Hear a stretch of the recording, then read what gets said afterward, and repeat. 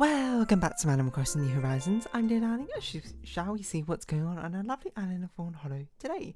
In another late night episode, as seems to be the norm in these past couple of days. And honestly, I think Wednesday and Thursday will probably both be late night episodes as well. But Friday probably won't be. But then Saturday and Sunday, I'm not here. So, you know, it's all not a disaster, but it's all going to be a late night. We're really out here having a late night show.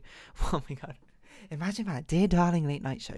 I'm not sure if I'd really be all that good a late night show host. Unless because I feel like late night show host needs to be more like, ooh, exciting, that sort of thing. But hold on.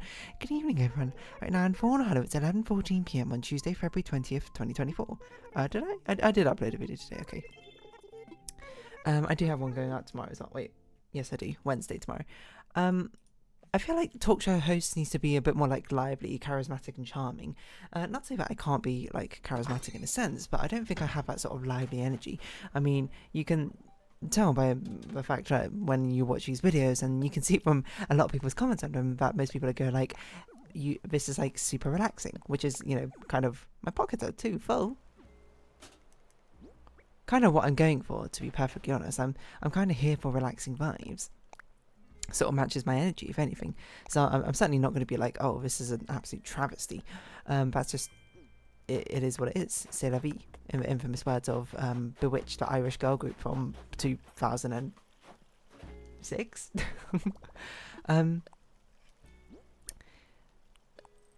Yes, so what was I saying? I don't know. I'll be honest, I'm not really sure if I watched the talk show, like, before. I probably have. I can't think of a time I have though. I've seen some clips on like Conan and maybe like Steve Colbert's show, which I also think none of them are currently still running, right? Haven't they both stopped doing that whole talk show thing? Which, you know, I'm not going to, you know, have much of a judgment either way here or there, because that's not really for me to decide, is it? I don't know. It sounds interesting. But if you're, like, as I understand it, a lot of talk shows are sort of just, like, interviewing people, having, like, a chat. I mean, you're talking with someone. It's kind of in the name, isn't it? So it's, I don't know. Not to say that I can't keep a conversation going if I want to, but I don't know if it would be the most interesting conversation. But, you know, to be fair, these are people who you know, there's, of course, like, rehearsals and practices about these sort of things, and they have, like, script writers and writers for them in the first place to be able to help them out. But I feel like there's probably something to be said, but I'd imagine most talk show people could probably hold it on their own without the rest of the... Oh, Celeste is here. Well, without the rest of the group. Maybe, I honestly don't know. Again, I can't really judge any of the talk shows because I don't really know about them. Like, okay, what talk shows are there? There's obviously Conan O'Brien, which doesn't exist anymore, I think, or like is stopped airing. Stephen Colbert, Jimmy Fallon, James Corden. I don't know if there's a, like, do you have to be late night talk show hosts? I don't know. But there's got to be more. Hold on, who else is on talk show hosts? Talk show hosts. Jimmy Kimmel. Forgot about Jimmy Kimmel, Jimmy Fallon. Oh, Graham Norton. That's quite an obvious one. That's quite a quintessentially British one, which I've also seen some clips here and there from. David Letterman. Now, I recognise the name. I feel like I always get David Letterman confused with Jeremy Paxson for really no apparent reason whatsoever. It's very different with and without beard. Jack Parr. Craig Ferguson. I have no idea who either of those two are. And then James Corden. Oh yeah, Alan. Zach Galifianakis. That's true. He's got like Between Two Ferns or something, right? Oprah Winfrey. Okay, who can forget Oprah? Trevor Noah is a familiar face, but I don't know. Jay Leno is also like a familiar name and face, but I actually just don't know. Jon Stewart, Larry King, Alan Carr, Jonathan Ross has one. There's a lot of names here. John Oliver. There's a lot of people whose names here, like, and faces I like kind of recognise, but kind of also forgot and get mixed up as well. Like, I don't really know which one's which. In the sense of, like, I don't know who's running which talk. Well, obviously their talk show is probably the one they run with their own name in it, but you know what I mean. I don't know whose vibe is whose, is what I mean. I don't know. Could I ever conceivably see myself as a talk show host? I'm genuinely thinking about it, and you might be like, would you like to be a talk show host? I'm not sure if I don't know if it's my sort of energy, to be honest. I mean, if the opportunity came up and was like, hey, would you like to host a talk show event or something? I'd be like, I'll give it a shot. I don't know why you want me necessarily. It's a bit of an all-consuming thing, isn't it, though? I guess, we're talking hypotheticals here. This is obviously not going to happen, but it feels a little bit restrictive in the sense that it's the only thing you'll do, and like I'm not sure if it'll be something I even enjoy that much. I mean, I guess it's kind of fun in the sense that I think you do like a lot of different things. You meet a lot of different people, and meeting a lot of different people and hearing their stories is a cool part. If anything, I would kind of like if I were to do a talk show host, I feel like I would do a talk show, but with like a talk show of a mundane, if anything, which I guess is kind of reflective of the Animal Crossing series I do, where it's again quite a mundane sort of thing, but a relaxing mundane sort of thing. You have a talk show host instead of interviewing like celebrities and like really high up figures or people that people know. I'm gonna interview just like random people just off the street or something, or people who just like signed up for it. The problem is once you get that popular, people are going to like asking to be on your show or something. So you need to like vet people to make sure that they're just like regular old people. It's a sort of thing which only works for as long as you're not popular, right? So I guess at some point you got to like hold out auditions for like mini interview-esque things, but you don't tell them that it's actually part of like the Dear Darling talk show. And then they turn up on the day and it's like, hey, do you still want to go through this? And they're probably like, yeah, why not? So it's like, whenever you audition for anything related to just like, you need to appear on show and have a conversation for a bit, it could just be the Dear Darling of a mundane talk show or whatever. But I think it'd be cool. I guess I sort of subscribe? Is subscribe even a word? I say this all the time, and I'm pretty sure it's a word to mean like I follow the idea or something, but regard something as being due to a cause. Attribute. Oh. Yeah, okay, so I attribute at something. So I attribute to the cause. I guess that doesn't really make sense the way I'm using it. So I need to ascribe something to something else. I ascribe... No, I could not think how to use that in a sentence. I subscribe, I suppose, to the idea of that everyone's got their own story to tell, I suppose. It's not limited to just celebrities or those living a high life. Everyone has an interesting story in their own way. And I feel like a discovery of that through the mundane is kind of interesting. Like, I'm quoting myself on something I said before.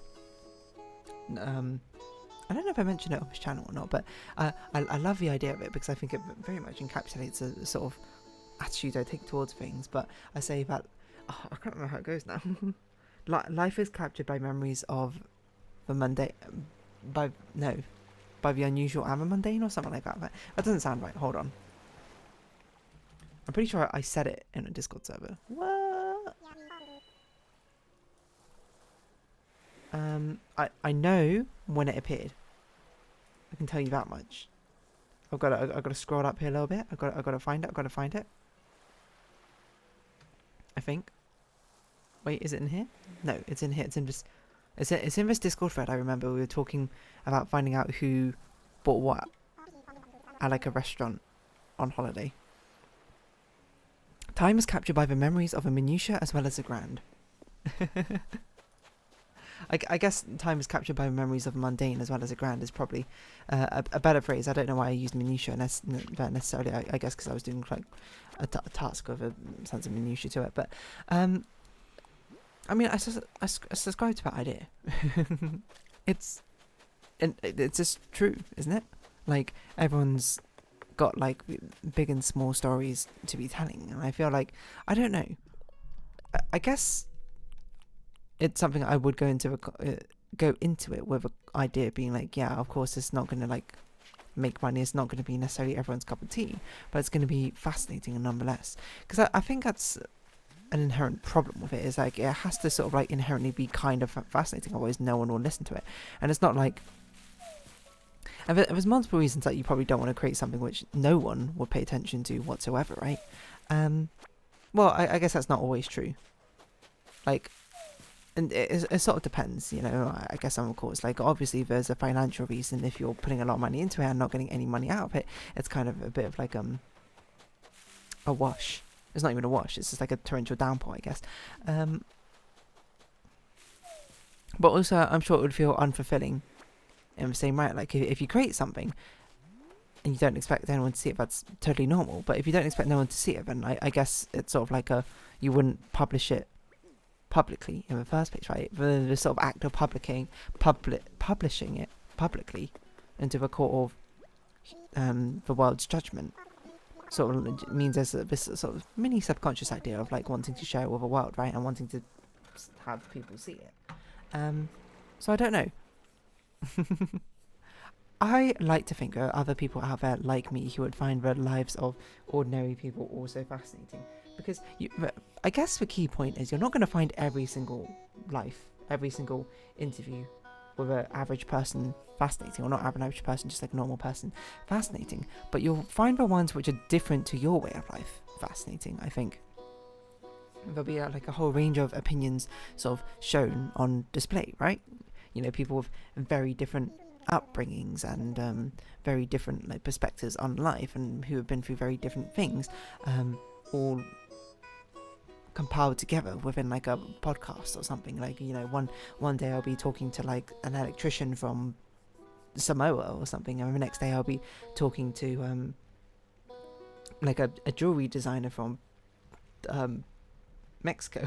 I couldn't think. It's just like I'm not saying I like Mexico and Samoa are like opposite ends of the earth or anything like that, but it's just like the sort of random back and forth.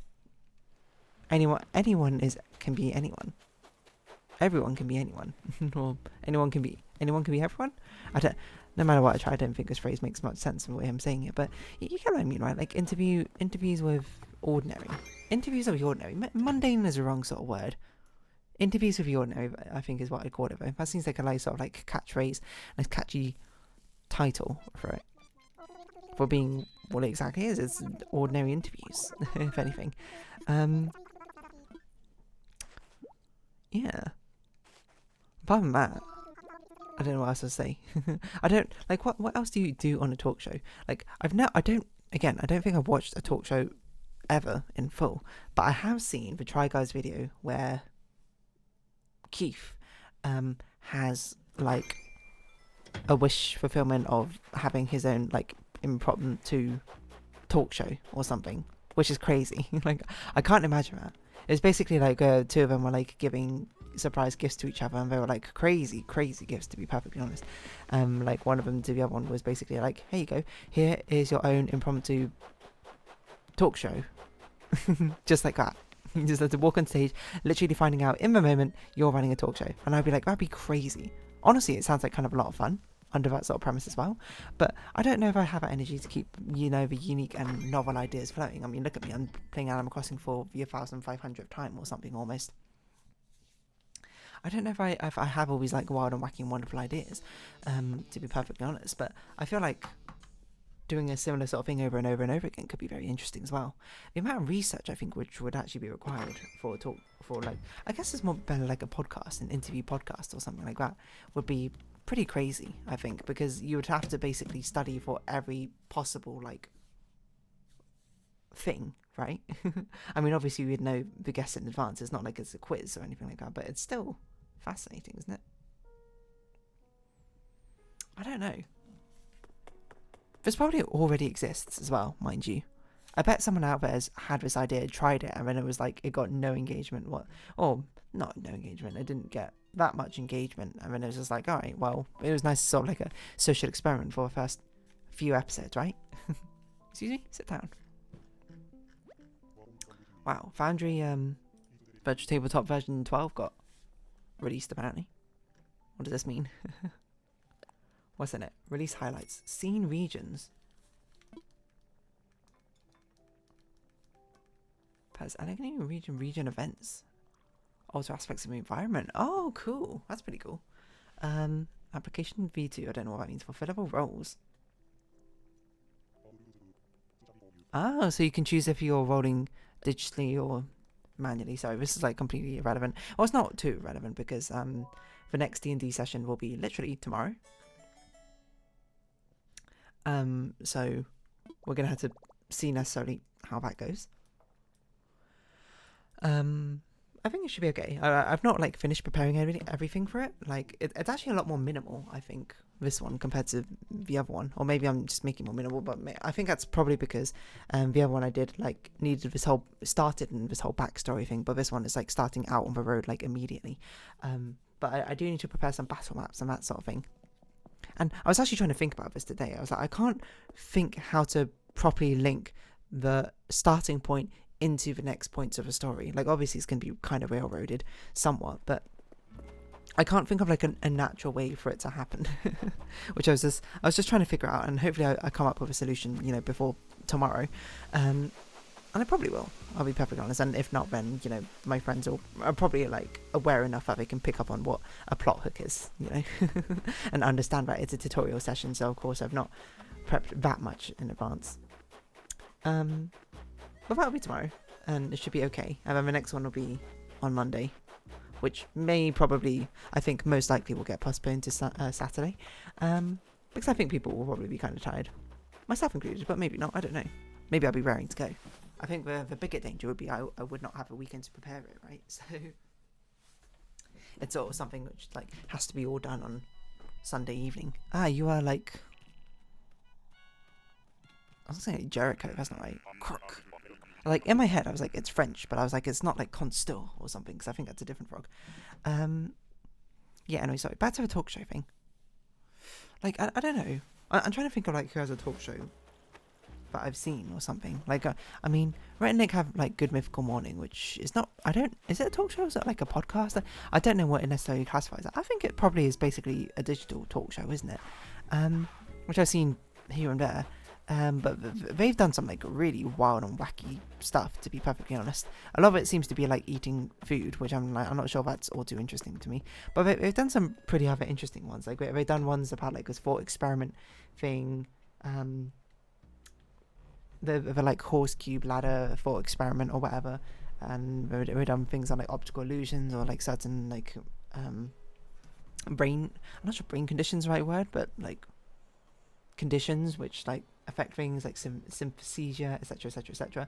And I think, you know, maybe that definitely seems like my sort of podcast thing, but that needs to be very well researched. Basically I want to be the next Tom Scott or something, but like I don't really have Tom Scott's personality, I think, for this sort of like extensive research and, you know, learning. It's sort of like I want to learn, but like I want to be taught rather than necessarily. Well, no, that's not true, because I do want to be the teacher. It's like I want to be taught and then be the teacher, but then like the research you had to put into it in the first place is sort of like wild. There's a lot of research and a lot of preparation which needs to go into these sort of things, which is not certainly something I would do. I would certainly need like my own research team, but you kind of like, you don't get started without you had to start without a research team, don't you? Anyway, I'm gonna wrap this episode up here because I think this conversation's like run dry. So if you have been watching, thank you very much. It's been Animal Crossing New Horizons. I've been Dear Darling. Likes, comments, subscription, shares greatly appreciated. Socials, Discord down below. I hope we see each other again. But for now, it's our farewell. So until next time, bye bye for now.